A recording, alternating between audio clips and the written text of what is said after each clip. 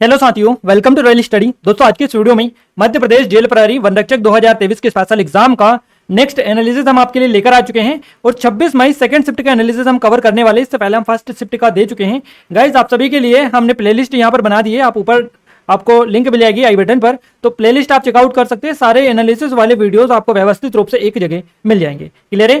तो हमने first shift का दे दिया है, अगर नहीं देखा है तो देख लीजिएगा। पूरे क्वेश्चन हमें मिल चुके थे जो कि हमने पूरे कवर करवाए हैं। ये सेकंड शिफ्ट का है हमारा, और सेकंड शिफ्ट में भी गाइस पूरे के पूरे क्वेश्चन छप चुके हैं। यहाँ पर पूरे के पूरे क्वेश्चन एज इट इज बच्चों ने हमें बता दिए हैं।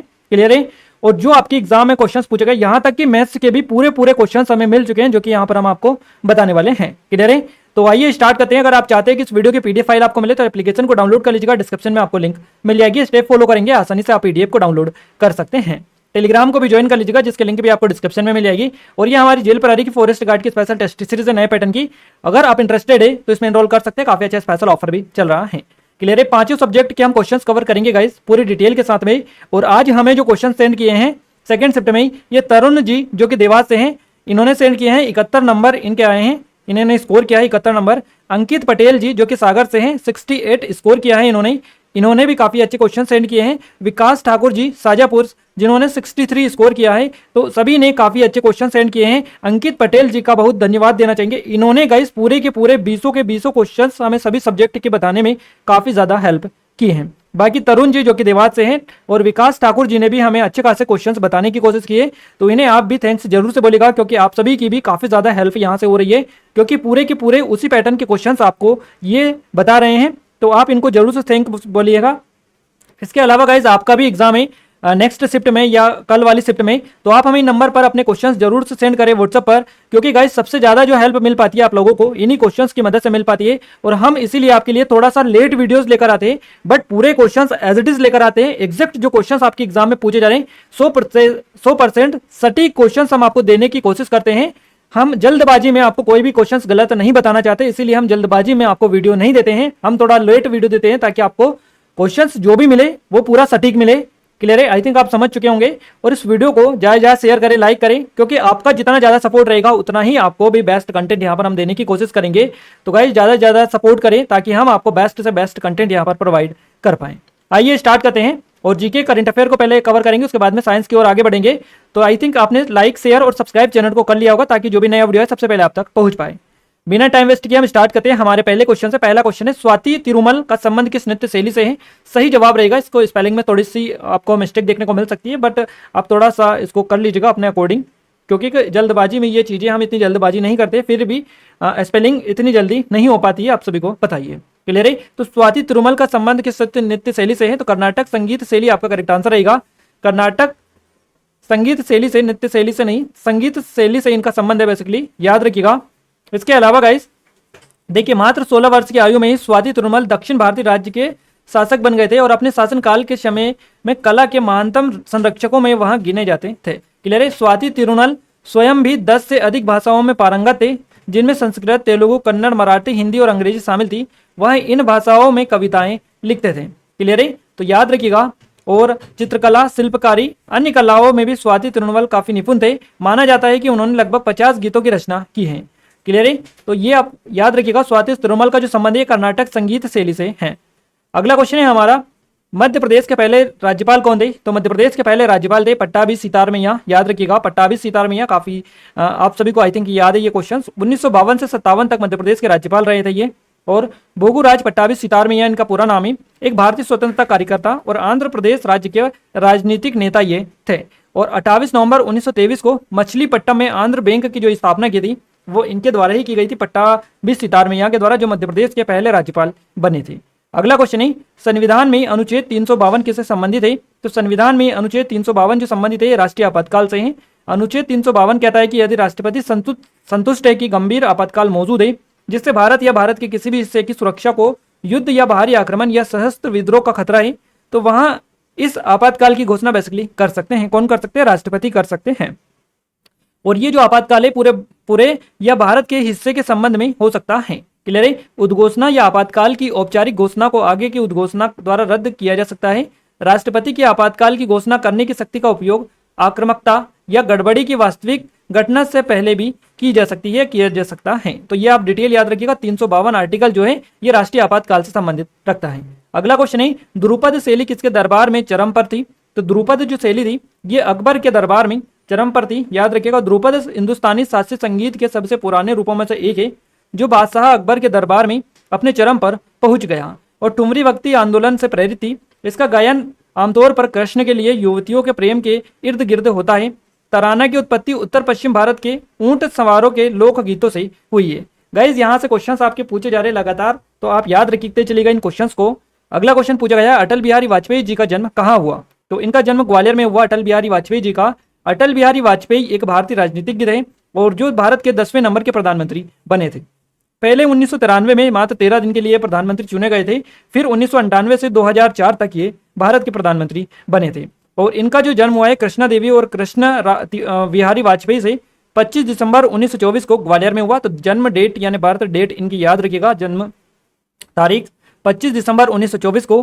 गाइस 25 दिसंबर 1924 आप स्पेशली याद रखिएगा। अटल बिहारी वाजपेयी का जन्म हुआ है ग्वालियर में 25 दिसंबर 1924 को और उन्हें देश के सर्वोच्च नागरिक सम्मान 2015 में भारत रत्न दिया गया और यह भारत रत्न से सम्मानित किए गए। 1994 में दूसरे सर्वोच्च नागरिक सम्मान पद्म विभूषण से भी इनको सम्मानित किया गया था।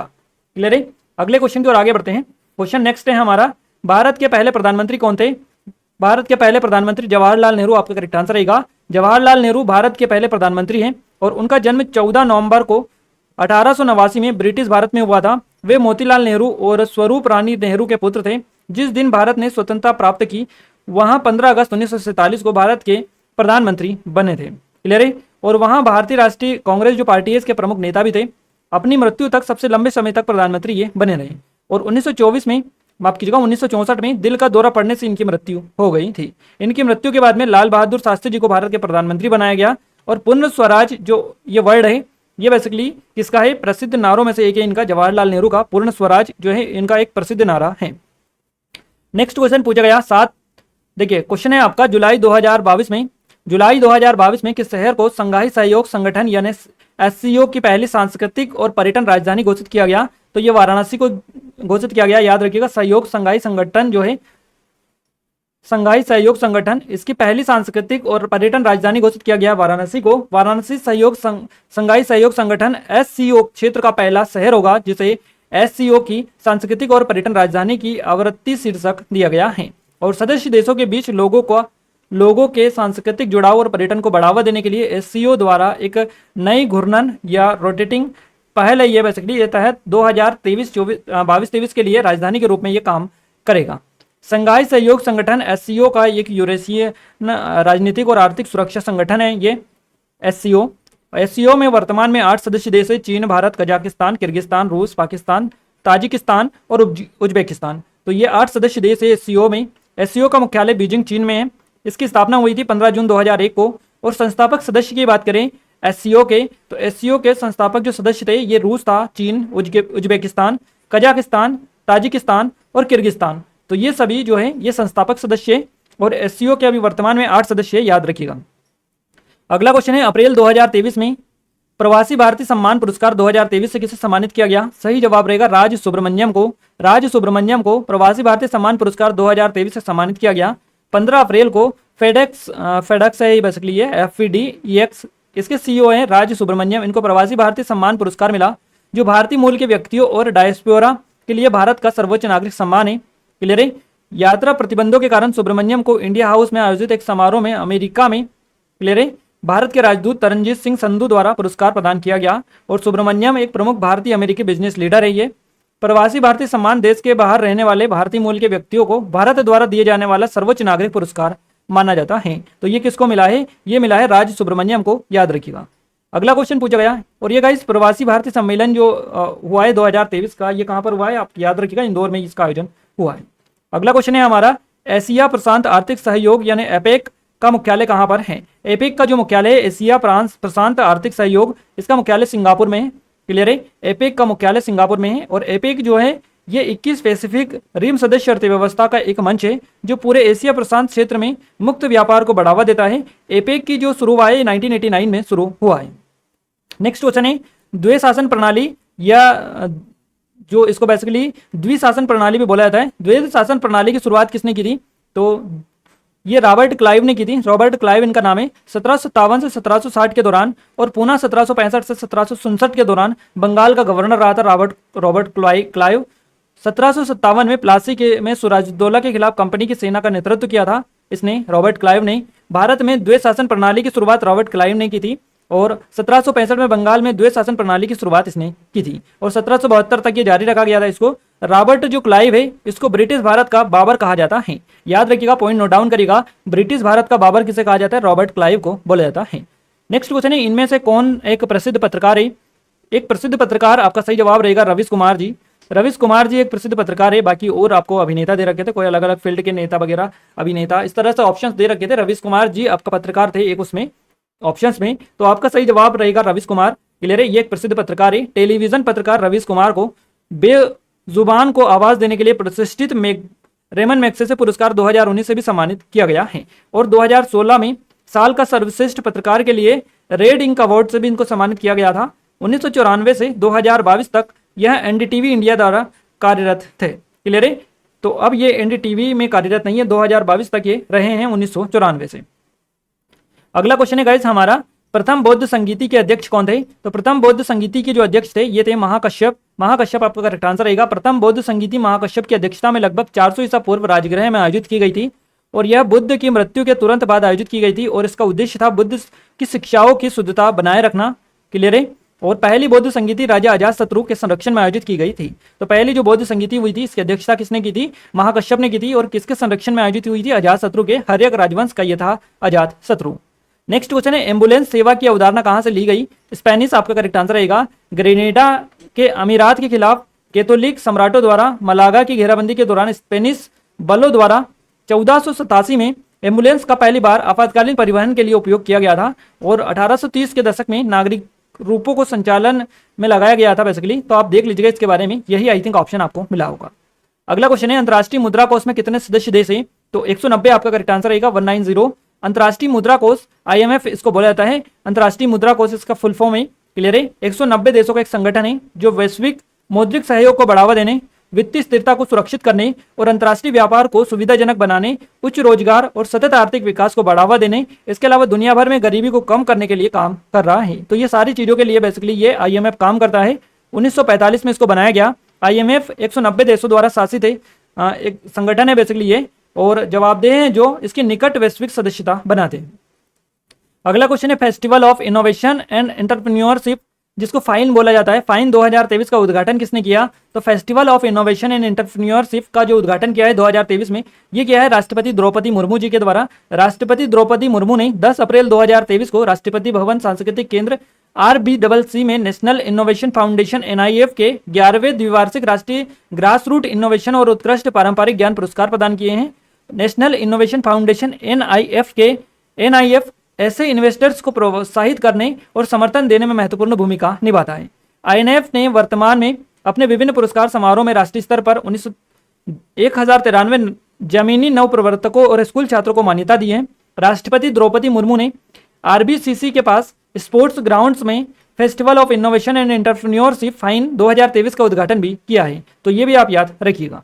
अगला क्वेश्चन है हमारा, भारत का सबसे बड़ा नदी मुहाना कौन सा है? तो भारत का सबसे बड़ा जो नदी मुहाना है ये गंगा नदी मुहाना है। अगर आपसे पूछा जाए कि दुनिया का सबसे बड़ा नदी मुहाना कौन सा है, तो सेंट लॉरेंस नदी का खाड़ी का है, ये सबसे बड़ा मुहाना है सेंट लॉरेंस नदी का खाड़ी का। अगला क्वेश्चन, अगली पॉइंट है आपका, नदी जहां सागर में मिलती है, यानी कि नदी जहां से सागर में मिलती है वह नदी का मुहाना कहलाता है, उसको नदी का मुहाना बोला जाता है। नदी के मुहाने पर डेल्टा का निर्माण होता है और सबसे बड़ी नदी मुहाना गंगा नदी का है।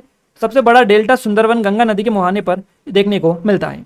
अगला क्वेश्चन है, बाघ गुफाओं की चित्रकारी कहां पर देखने को मिलती है? तो बाघ गुफाओं की चित्रकारी देखने को मिलती है ये मध्य प्रदेश में देखने को मिलती है। बाघ गुफाएं का सातवाहन वंश द्वारा 5वीं से 7वीं शताब्दी ईस्वी में निर्मित होने का अनुमान लगाया जाता है। और मध्य प्रदेश के धार जिले में बाघ जो नदी है इसके किनारे एक कस्बा है बेसिकली ये, यहाँ पर एक पर्वत के दक्षिण में स्थित 9 चट्टानों को काटकर बनाई गई गुफाओं को एक समूह है ये, जिसको बाघ की गुफाओं के नाम से जाना जाता है।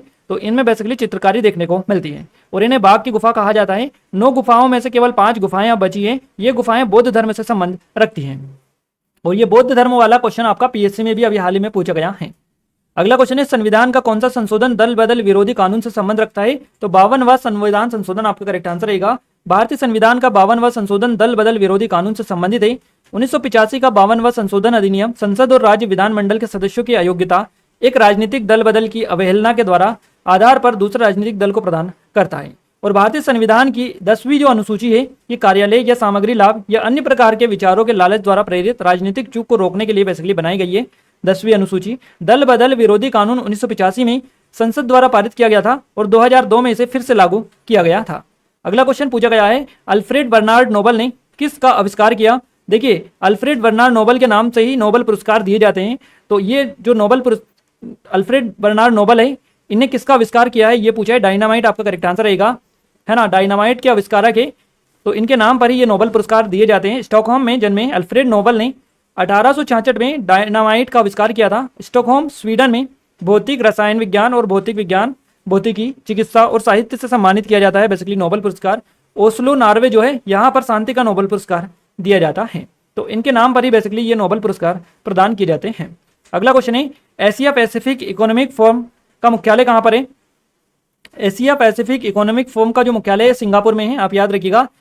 एपेक एशिया प्रशांत आर्थिक सहयोग का मुख्यालय सिंगापुर में है। ये क्वेश्चन हमने ऑलरेडी आपको करवा दिया है एपेक को।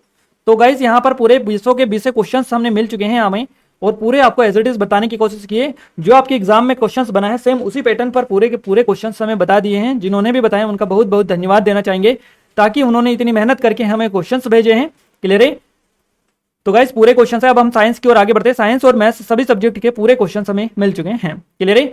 ये हमारी जेल प्रहरी फॉरेस्ट गार्ड की टेस्ट सीरीज है। अगर प्रैक्टिस नहीं की है तो बेस्ट टाइम है आपके लिए, प्रैक्टिस कर लीजिएगा अच्छे से। काफी अच्छा स्कोर आप प्रैक्टिस करके कर सकते हैं, क्योंकि टाइम काफी ज्यादा आपका इसमें बच जाता है। ये सब इंस्पेक्टर की स्पेशल टेस्ट सीरीज है हमारी और एमपी कांस्टेबल की स्पेशल टेस्ट सीरीज है। तो इनके डेमो भी चेकआउट कर सकते हैं, डिस्क्रिप्शन में लिंक मिलेगी, एप्लीकेशन को डाउनलोड करके कंप्लीट डिटेल ले सकते हैं। साइंस का पहला क्वेश्चन है गाइज हमारा द्विध्रुवी। देखिए द्विध्रुवी तंत्रिका कोशिकाएं रिक्त स्थान में पाई जाती हैं, तो यह आंखों की रेटिना में बेसिकली पाई जाती हैं। अगला क्वेश्चन है ग्रेव्स रोग रिक्त स्थान हार्मोन्स के अत्यधिक स्त्राव के कारण होता है, तो यह थायराइड हार्मोन होता है। क्लियर है? ग्रेव्स रोग थायराइड हार्मोन्स के अत्यधिक स्त्राव के कारण होता है। परमाणु के नाभिक की पहली कक्षा क्या है? तो एस ऑर्बिटल ये होती है। नाभिक की खोज में गोल्ड फाइल का उपयोग किसने किया? तो रदरफोर्ड के द्वारा किया गया। अगला क्वेश्चन है ओजोन परत किस मंडल में है? तो समताप मंडल में बेसिकली देखने को मिलती है। अगला क्वेश्चन है लोटनी घर्षण सर्फी घर्षण से कम ज्यादा किस तरह होता है? बराबर होता है, तो कम होता है। कृत्रिम मिठास में नहीं पाया जाता है, सुक्रोज नहीं पाया जाता है कृत्रिम मिठास में। नेक्स्ट क्वेश्चन है गाइस बल जो वस्तु की दिशा में परिवर्तन करे उसको असंतुलित बल के नाम से जाना जाता है। घर में दैनिक दिनचर्या में 26% पानी किस लिए उपयोग होता है? नहाने में, हाथ धोने में। इस तरह के क्वेश्चंस भी आपसे बेसिकली पूछा गया है। एनवायरनमेंट से रिलेटेड भी आप बोल सकते हैं, या फिर ऐसे लाइफ साइंस के बारे में भी आप इसको ऐसे बोल सकते हैं। बुलेट प्रूफ पदार्थ बनाने के लिए निम्नलिखित में से कौन सा बहुलक प्रयुक्त होता है? तो पॉलीएमाइड का प्रयोग किया जाता है बुलेट प्रूफ पदार्थ बनाने में। किसी जीव की अनुवांशिक जानकारी रहती है? तो डीएनए अनुवांशिकी में रहती है। तने के ऊपर का साकित भाग क्या कहलाता है? तो इसको शिखर बोला जाता है। ऑक्टेन संख्या किससे संबंधित है? तो इसका संबंध है पेट्रोल की गुणवत्ता व्यक्त करने वाला अंक है बेसिकली ऑक्टेन संख्या, याद रखिएगा। जलीय पारिस्थितिकी तंत्र का संबंध किससे है? तो ताजे पानी की झीलें, जलाशय, जलधाराएं, नदियां, लेंगून यानी तालाब, और वे खारे पानी के समुद्र और समुद्र, है ना, ये सभी जो है जलीय पारिस्थितिकी तंत्र का संबंध रखते हैं। पारिस्थितिकी के अजैविक घटक की भौतिक श्रेणी होती है। इस तरह से भी क्वेश्चन आपका पूछा गया है। इसके अलावा किसकी उपस्थिति में ऑक्सीजन की विखंडन में वायवीय शोषण होता है? तो पायरोविट का पूर्ण विखंडन, या आप याद रखिएगा, थोड़ा सा देख लीजिएगा। ये क्वेश्चंस जो है जिस तरह से हमें मिल पाते हैं उसी तरह से हम भी आपको आंसर बता देते हैं। पानी की कठोरता का कारण? तो कैल्शियम और मैग्नीशियम के क्लोराइड्स, या फिर आपको ऑप्शंस में CO3 या फिर SO4 की उपस्थिति, ये इनमें से ही ऑप्शंस आपको मिले होंगे, या तीनों एक साथ भी दे देंगे। फोर्थ ऑप्शन बताएंगे आपको उपरोक्त सभी।